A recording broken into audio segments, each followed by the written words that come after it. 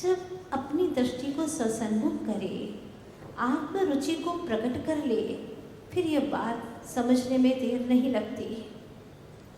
आज तक ये कार्य किया ही नहीं इस जीव ने।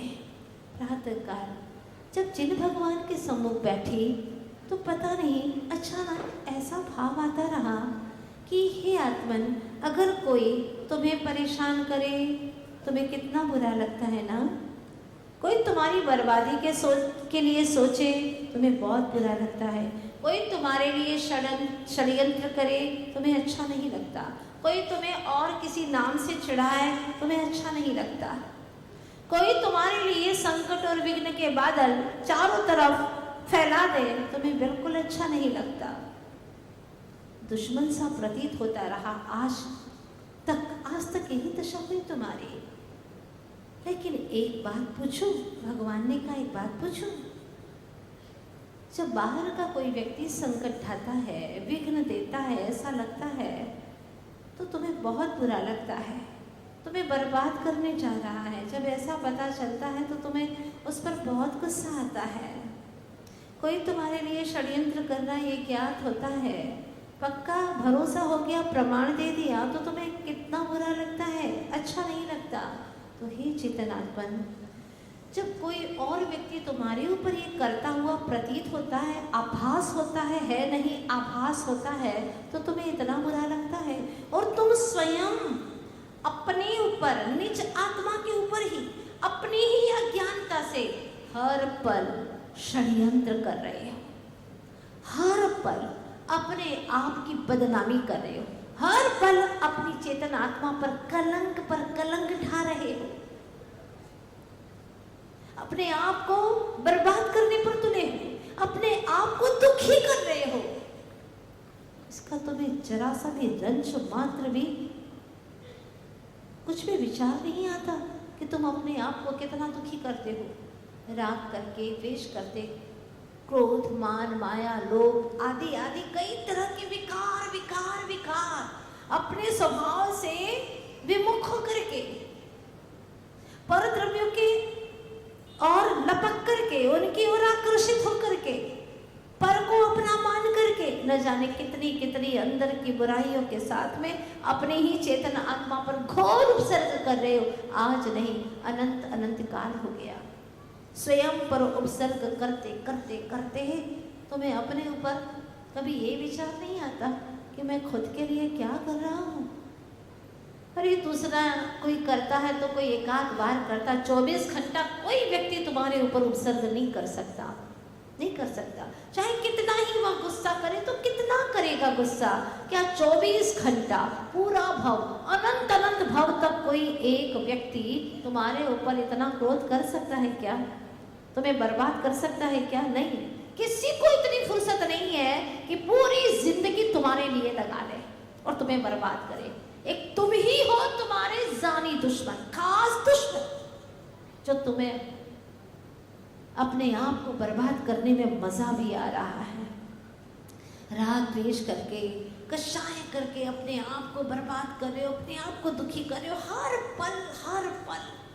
फिर भी अफसोस कि कभी तुमने अपने आप को कोसा नहीं, कभी अपने आप को तुमने कुछ कहा नहीं, बल्कि उस राग द्वेष से भी प्रेम किया जिससे तुम्हारी बर्बादी हो रही है। उससे भी प्रेम किया, राग से भी प्रेम किया, राग से भी मोह किया और राग उत्पन्न करने वाली वस्तुओं से भी मोह किया। समझ में आ रही है ना बात? हाँ, तुमने मंदिर में चौकी विराजमान की है और एक तुम्हारे और किसी पड़ोसी ने भी की है, चांदी की चौकी विराजमान की है। दोनों चौकियां प्रभु को आंखों से देख रहे हैं, लेकिन सच में आपको दिखाई दे रहा वो दुश्मन, जरा सा बच्चा, उसको कुछ पता ही नहीं, वो तो खेल का साधन समझता है। लेकिन आपको जैसे ही पता चला नहीं ये मेरी नक्काशी नहीं है, ये पड़ोसी वाले की है, थोड़ा सा गुस्सा कम हुआ। क्यों? क्रोध आपका कम हुआ क्यों? आपको बोध हो गया इसलिए क्रोध कम हुआ, या फिर आपको ये ज्ञात हुआ कि ये मेरी चौकी नहीं है, पड़ोसी की है? भेद ज्ञान हुआ कि नहीं? बोलो, ये मेरी चौकी, ये पड़ोसी की चौकी, इसका नाम भेद ज्ञान है क्या?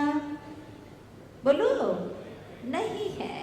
ये भेद ज्ञान नहीं है, ये अज्ञान है, घोर अज्ञान है।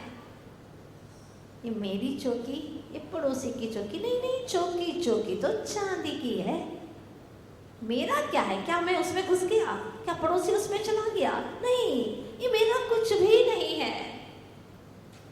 लेकिन गुस्सा तो आ गया था। क्यों?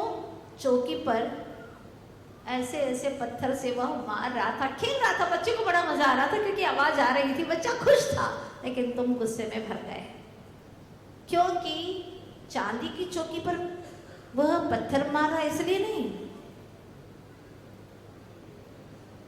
मेरी चौकी पर मारा। मेरा शब्द आ गया, दुख का कारण हो गया।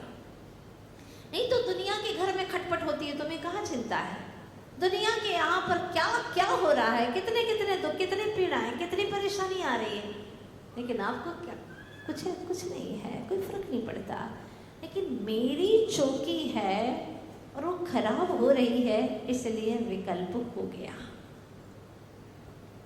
आचार्य भगवत कहते हैं, व्यवहार नयो भासते, व्यवहार ऐसे सब भाषित होता है कि ये सब इकट्ठे हैं, ये मेरे हैं, ये मेरा है, ये तेरा है, ये व्यवहार ऐसे भाषित होता है, पर निश्चय ऐसे न तो निश्चय से जीवो देहो ही कदापि इकट्ठो। जब जीव और देह इकट्ठे नहीं है तो और वस्तु इकट्ठी तेरी कैसी हो सकती है? बता, कदापि नहीं। जब शरीर से चमड़ी ही अलग हो गई तो फिर चमड़ी के ऊपर जो रोम है, बाल हैं, वो कैसे रह सकते हैं? क्या उदाहरण दिया अमित गति महाराज ने, बहुत अच्छा उदाहरण दिया कि अगर शरीर से चमड़ी ही अलग हो गई है तो फिर वो रोम रह सकते हैं क्या? नहीं, वो तो चमड़ी के साथ ही निकल गए। जब शरीर ही तेरा नहीं है तो जिस शरीर से तू बोलता रहता है, सोचता रहता है कि ये मेरे हैं, शरीर से ममत्व करके ये सोचता है कि ये मेरा है, शरीर को जो रमाता है वो मेरा, शरीर को जो खिलाता है वो मेरा, शरीर को पहनाने के लिए जो साधन सामग्री रखता है वह मेरा, और ये सामग्री जिस स्थान पर रहती है वो घर मेरा। ठीक है ना? हाँ, और शरीर क्योंकि मेरा है, मेन स्वीट शरीर से शुरुआत हो गई। इन सब चीजों को अपना मान लिया। मान करके क्या मिला उसे? क्या मिला? दुख मिला, सुख तो मिला नहीं, मान्यता में है, वास्तव में सुख नहीं है। एक सच्ची घटना बताती हूँ आपको मैं। इकलौता बेटा, उस जो खेत में काम करता था उसका इकलौता बेटा, पिता बाहर था और अचानक उसका इकलौता बेटे का देहांत हो गया। चलते चलते वो गिर पड़ा और उसका अवसान हो गया। गांव के लोग आए, रोने लगे, रुलाने लगे माँ को, पिता तो था नहीं, रुलाने लगे। माँ ने कहा अभी मत आओ, आप सब लोग चले जाओ, उसके पिता अभी घर पे नहीं है, शाम को आना। सबको भेज दिया और माँ आत्मचिंतन में डूब गई। यस्यास्ति नैक्यं वपुषा पिसार्थम तस्यास्ति किं पुत्र कलत्र मित्रैः। क्या बात है! जब शरीर के साथ में मेरी एकता नहीं है, शरीर भी मेरा नहीं है, तो फिर पुत्र मेरा कैसे हो सकता है? मेरी मान्यता थी। दूसरी बात, कुछ गया नहीं है, आत्मा शरीर से जुदा हो गया, आत्मा बिल्कुल व्यवस्थित है, अपने अपने कर्मों के अनुसार चला गया। देखो, दुख को मिटाने का साधन देखिएगा, एक मात्र आत्मचिंतन है, खरा आत्मचिंतन। भले देह की राख हो जाए, लेकिन खरा चिंतन जिसके घट में आ गया वो दुखी हो नहीं सकता। वो माँ क्या विचार करती है? क्या हो गया? कुछ नहीं, एक संयोग था जीव और पुद्गल का, उस संयोग वियोग में परिवर्तित हो गया और होना ही था। मुझे तो स्वीकार करना है, सिर्फ स्वीकारा तो सुख है, न स्वीकारा तो दुख है। अस्वीकृति में ही दुख है। आप स्वीकार क्यों नहीं करते? ऐसा होना ही था। आप चाहे मानो या ना मानो, ऐसा होकर के ही रहेगा। नहीं मानो, दुखी रहो। अपने आप को दुखी करने का तरीका यही है कि अस्वीकृति मत मानो, और मान लिया कि ऐसा होना ही था। सारे घर के लोगों को, सारे परिवार के लोगों को, रिश्ते नाते सब आ गए। उन सबको कहा कि अभी आप लोगों को रोने की कोई ज़रूरत नहीं है, शाम को पिताजी आने वाले हैं इस बच्चे के, फिर मिल बैठ करके अपन बात कर लेंगे। शाम को पिता के आते ही द्वार पर उस माँ ने अपने पति को रोक दिया और कहा, स्वामी, आज से 16 वर्ष पूर्व हमें किसी ने एक हीरा दिया था, किसी ने हमें एक हीरा दिया था। अभी पिता को कुछ पता नहीं है, क्योंकि घर के लोगों को सब इधर उधर, परिवार के लोगों को इधर उधर कर दिया। घर में माँ अकेली खड़ी है और वह पति से कहती है द्वार पर रोक करके ही कि स्वामी, 16 वर्ष पहले हमें किसी ने एक डायमंड दिया था, कोहिनूर बेशकीमती हीरा दिया था। अब वह लेने के लिए आया है, क्योंकि उसके मालिक तो अपन थे नहीं है, उसका मालिक तो वो ही था जिसने हमें दिया था। तो क्या करूं स्वामी, दे दो क्या, बताओ ना। तो पति ने स्वाध्यायशील था, सीधा जवाब दिया, अरे इसमें मुंह से पूछने की क्या जरूरत है, जिसका है उसका दे दो, इसमें पूछने वाली कौन सी बात है, उसका मालिक तो वो ही है। फिर वो कहती है धीरे से कि स्वामी, आज से 16 वर्ष पूर्व, आज उसकी जन्मगांठ, वर्षगांठ है, आज उसका जन्मदिन है। लेकिन जो 16 वर्ष पहले बच्चा जो हमें दिया था, कर्म ने दिया था, वो कर्म ने वापस ले लिया। आज उसका आयु कर्म पूर्ण हो गया है स्वामी। पिता थोड़ा असमंजस में पड़ा, फिर अपने आप को संभालते हुए बोला, इसमें हम क्या कर सकते हैं, जिसका है वो तो ले ही जाएगा, पराई पूंजी को आखिर हम कब तक रखेंगे। बेहिचक उन्हें लौटा दो। और उसका सारा कार्यक्रम संपन्न किया। सारे नगर के लोग आए और वो तारीफ करें, प्रशंसा करें या उनके लिए शिकायत करें, उनकी बुराई करें, लोगों को कुछ समझ में नहीं आ रहा था। पर सच ये है कि जो ज्ञानी जन थे, स्वाध्यायशील थे, उन्होंने मुक्त कंठ से प्रशंसा की कि जिंदगी हो तो ऐसी हो, एक श्रावक की, एक जैनी की जिंदगी हो तो ऐसी हो। दुख कैसा, अगर दुख होता है तो वो जैनी हो नहीं सकता। जो जैनी होता है वो हर परिस्थिति में अपने आप को संभाल करके रखता है, क्योंकि मैं सुख स्वभावी हूँ, दुख का मुझ में नामो निशान नहीं है। मैं अपनी ही अज्ञानता से दुख को बटोरता हूँ, संकटों को बटोरता हूँ, है नहीं। जैसे कि दांत 31 है आपके मुंह में, एक ही दांत नहीं है। जुबान कहाँ जाती है बार बार, हाँ वहीं पे जाती है, उस गड्ढे में ही घुसती है बार बार। अरे एक ही गड्ढा है ना, 31 तो दांत है, वहां क्यों नहीं ले जाती। जो सद्भाव है उसे देखिएगा, जो अभाव है उस तरफ क्यों देखते हो। और फिर तो सुख स्वभावी है, दुख का नामो निशान नहीं है। जिनके ऊपर घोर घोर उपसर्ग होते रहे, वे महामुनीश्वर अपने ध्यान में लीन हो गए और इतने आनंद से भर गए, इतने परमानंद से भर गए कि उन्हें केवल ज्ञान की प्राप्ति हो गई। और तू सुख के क्षणों में भी हर तरफ से अच्छा है, सब तरह से आनंद ही आनंद है, सुख है, सुविधाएं हैं, इसके बावजूद भी रोता रहता है, इसके बावजूद भी अभाव सोचता रहता है कि मेरे जीवन में ये अभाव है, वो अभाव है। दृष्टि को बदलना है और दृष्टि को सम्यक करना ही नए को समझना है। ये दुनिया है, दो नए हैं, दो नए जहां पाए जाए उसको कहते हैं दुनिया। एक व्यवहार है, दूसरा निश्चय है। अपनी दृष्टि को सम्यक बना लो। जिस तरह से जेल में दो कैदी एक कमरे में बैठे हुए हैं, ऊपर की छत नहीं है, ऊपर की छत नहीं है, तो एक कैदी दिन भर गालियां ही देता रहता है। ऐसे कमरे में रख दिया जहां पर छत तक नहीं है, समझ में नहीं आता है कैसे लोग हैं, ऐसी जेल होती है क्या, दिन भर कुड़ता रहता है और गाली देता रहता है। दूसरा कैदी बहुत मौज मस्ती में रहता है, प्रभु के गीत गाता, वाह प्रभु वाह। इस बंद कमरे में मैं कहाँ ये चांदनी, ये खुला आकाश कहाँ देख पाता। हाँ बड़ा आनंद ही आनंद है। कम से कम मैं यहाँ से सूर्य को देख सकता हूँ, चंद्रमा को देख सकता हूँ और खुले आकाश को देख सकता हूँ। वाह, मजा आ गया। सोच देखिएगा, बस इतना ही अंतर है। अज्ञानी जीव अनुकूलता में भी रोता रहता है और ज्ञानी जीव प्रतिकूलताओं में भी मुस्कुराता रहता है। ये है जिंदगी जीने का तरीका, और वो जिंदगी जीने का सलीका देती है हमें माँ चिन्हवाणी, सिखाती है वह कि बेटा तुम्हें कैसे जीना है। अगर जीवन में धर्म आता है तो वह जीने की कला अपने आप ही जान लेता है, समझ लेता है कि वास्तव में जीवन जीना कैसा है। आचार्य भगवान कहते हैं कि जो धर्म है वह तो ऐसा है जैसे कि बादाम पाक। बादाम पाक होता है ना, जो कि पचने में तो भारी होता है पर स्वास्थ्य के लिए बहुत ही लाभप्रद हुआ करता है। पचने में हर कोई नहीं पचा पाता, जिसका कमजोर पाचन शक्ति है वह नहीं पचा पाता, लेकिन स्वास्थ्य के लिए बहुत लाभप्रद है। धर्म बादाम पाक जैसा है और जो पाप है वह पाव भाजी जैसा है।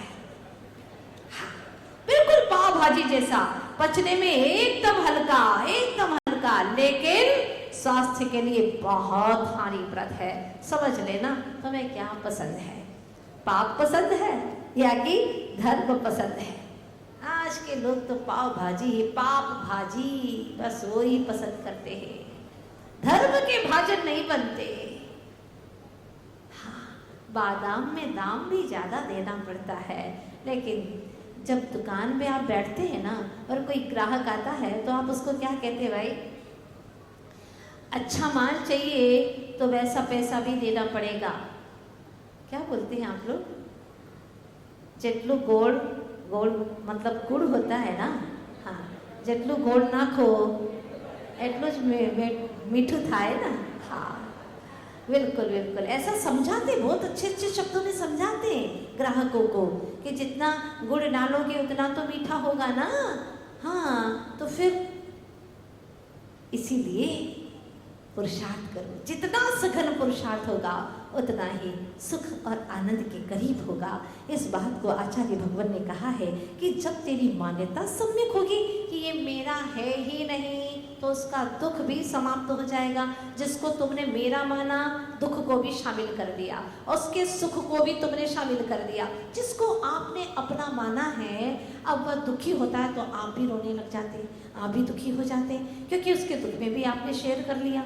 और सुखी होता है तो आप भी नाचने गाने लग जाते।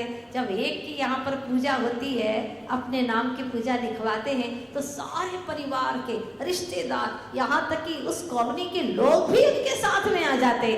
उसके कॉलोनी का चौका लग रहा है, सारी कॉलोनी आ जाती है। कभी सुखराम आ जाते हैं, कभी उस्मानपुर आ जाता है, कभी गोता में गोता लगाने के लिए आ जाते हैं, सब साझेदारी करते हैं।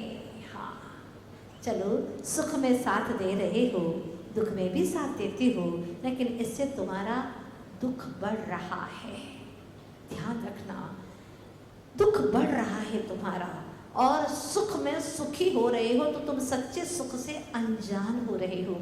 सच्चा और वास्तविक दुख और सुख क्या है ये अभी तक जाना नहीं है। तो आचार्य भगवत कहते हैं कि दोनों दृष्टि खोलो, एक व्यवहार की और एक निश्चय की, दोनों दृष्टि को खोल करके रखो, समझो। हाँ, माना कि व्यवहारी जीवों को व्यवहार की शरण है, ये बार बार आचार्य भगवत कहते, किंतु लक्ष्य किसका बनाना है? जो निश्चय का वाच्य भूत पदार्थ है वो ही हमारा लक्ष्य हो। क्योंकि एक दृष्टि, एक नई की दृष्टि रखोगे तो वह या तो व्यवहाराभासी हो जाएगा, या फिर निश्चयाभासी हो जाएगा, या उभयाभासी हो जाएगा, शास्त्र ही शस्त्र बन जाएगा। इसलिए आचार्य ने कहा है कि नयार्थ को भी समझना बहुत जरूरी है। किस नए से आप क्या मान रहे हैं? ये हमारी है, ये हमारे बच्चे हैं, ये जो आप कह रहे हैं ये व्यवहार से। लेकिन आज क्लास पढ़ करके यहाँ से जाए और कह दें मेरा कोई बच्चा नहीं है, ये बिल्कुल झूठ बोल रही हो तुम, मेरा बच्चा नहीं है ये, तो उसकी सहेलियाँ खड़ी हैं, वो सोचेंगी ये क्या है, तो बहुत बड़ी बात होगी भाई। इसका पति कह रहा है कि मेरा बच्चा नहीं तो है किसका बच्चा, बहुत अनर्थ हो जाएगा, अनर्थ हो जाएगा। इसलिए एक पंक्ति लिख दी, व्यवहारी जीवों को व्यवहार का शरण है। दोनों नयों को समझना। व्यवहार निश्चयो यः प्रबुद्ध तत्वेन भवति माध्यस्थः। क्या बात कही, प्राप्नोति देशनाया सएव फलम विकलम शिष्यः। ऐसा अमरचंद्र स्वामी पुरुषासिद्धि उपाय में कहते हैं।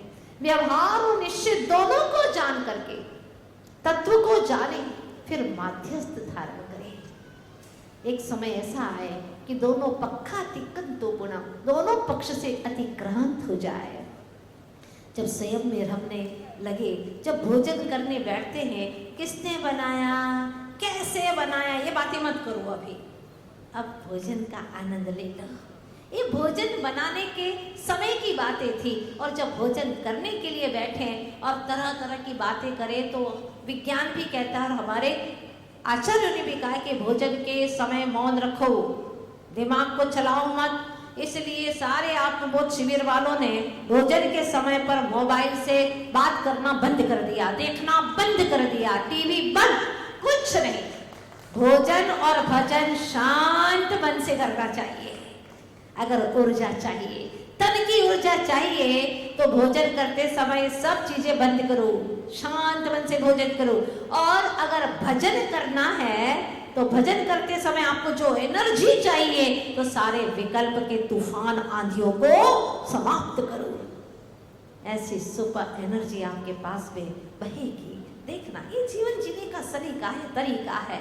इसीलिए जहां जैसी जिस परिस्थिति में हो, उन सबको स्वीकार करो, सहज भाव से और आनंद से जीने का प्रयास करो। क्योंकि कहते हैं, अगर यात्रा करने कोई जाए और यात्रा के समय पर शकुन देखते हैं, शकुन, अच्छा शकुन हो जाए, और उसमें अगर कोई एक आंख से काना व्यक्ति दिख जाए या कानी महिला दिख जाए, तो कहते भैया अब शकुन हो गया।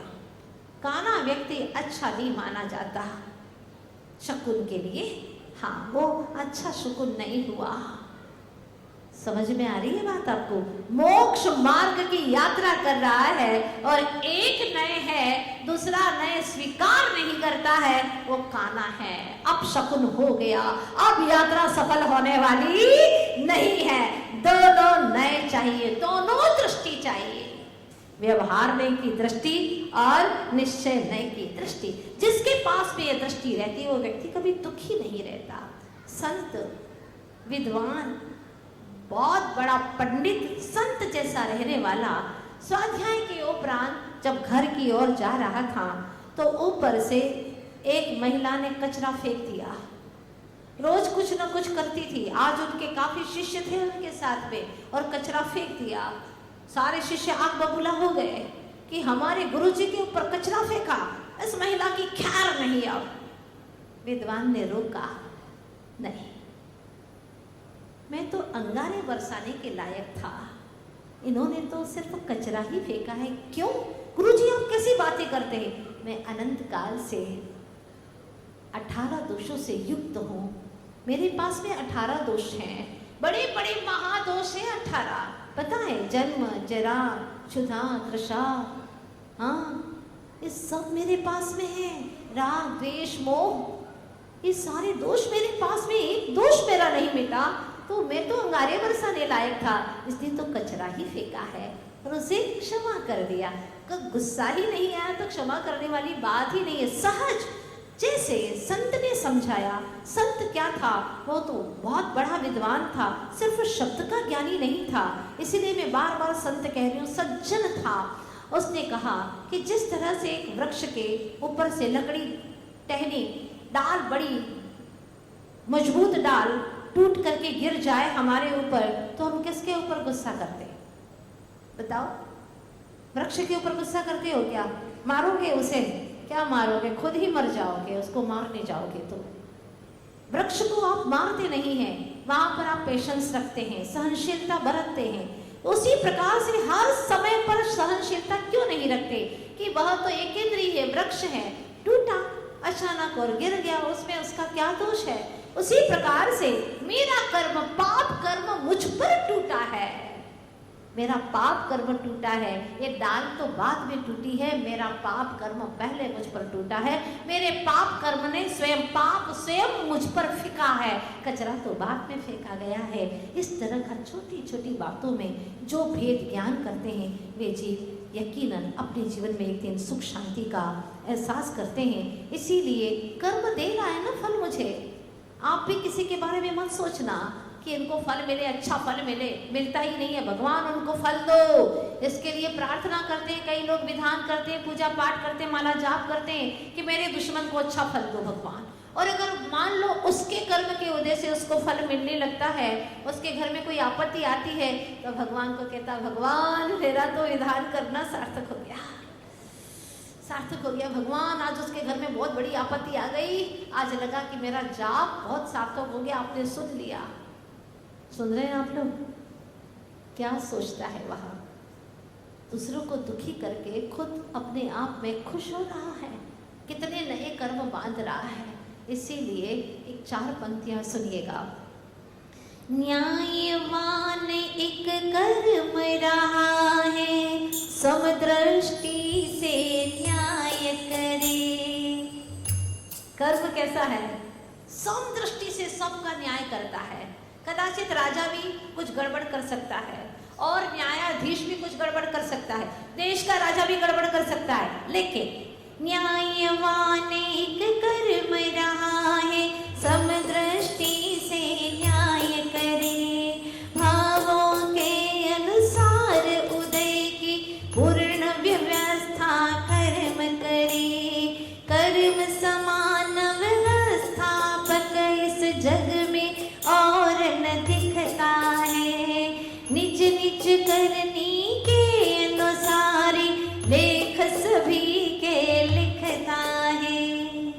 एक कर्म ही ऐसा न्यायवान है और उसके ऊपर भी तुमको कितना गुस्सा आता है ना? जबकि वो बहुत अच्छा है, न्याय प्रिय, एकदम न्याय प्रिय है। इसलिए कर्म रहस्य को जानो, अपने आत्म स्वरूप को जानो और इस देह के, इस पुद्गल के खिलौने स्वरूप को जानो, इसके रूप को जानो। इस तरह से भेद ज्ञान करते हुए देह, आत्मा और इनको जोड़ने वाला जो कर्म है उसको जानते हुए अब अपनी यात्रा को आगे बढ़ाना है। ये देह मेरा नहीं है, ये कर्म मेरे नहीं है, सब जड़ है, पौद्गलिक है। मुझे अपने भावों को सुधारना है और भाव कर्म से भी दूर हो जाना है। ओनली सोल, प्योर सोल, सिर्फ एक शुद्ध आत्मा, बस वही शेष रहे और कुछ नहीं। प्रभु ऐसी दशा मेरे जीवन में आए तो अंत में यही प्रार्थना करिए प्रभु कि बस मेरे जीवन में कोई ऐसी बुरी भावनाएं ना आए जिससे मेरा संसार बढ़े। अब मुझे हर पल अपने आप को संभालना है। घर बहुत संभाला, फैक्ट्री बहुत संभाली, जमीन जायदादें संभाली, मैं परिवार को संभालने वाला हूँ। ये सब डींग बहुत हाँक ली तुमने, अब सब छोड़ दो। अब तो सिर्फ अपने भावों को संभालना है। जिसने भाव को संभाला उसका भाव संभल गया। इच्छा के दास तुम कभी नहीं बनना, इच्छा के दास तुम कभी नहीं बनना। भूलिए अनादि की कभी नहीं करना। क्या कह रहे प्रभु? ये अनादि की भूल है, एक ही भूल अनादि से कर रहे हैं। इच्छा के दास तुम कभी नहीं बनना, इच्छा के दास तुम कभी नहीं बनना। भूल यही अनादि की कभी नहीं करना। द्रव्य दृष्टि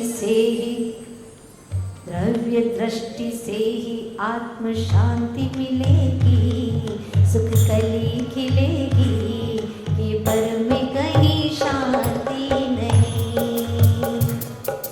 द्रव्य दृष्टि से ही सुख शांति मिलेगी, सुख कली खिलेगी, ये पर में कहीं शांति नहीं, पर में कहीं शांति नहीं, पर में कहीं शांति नहीं। स्वयं में शांति हो, जो स्वयं में समाहित हो गए उनके पास जाकर के बैठो तो शांति मिलेगी।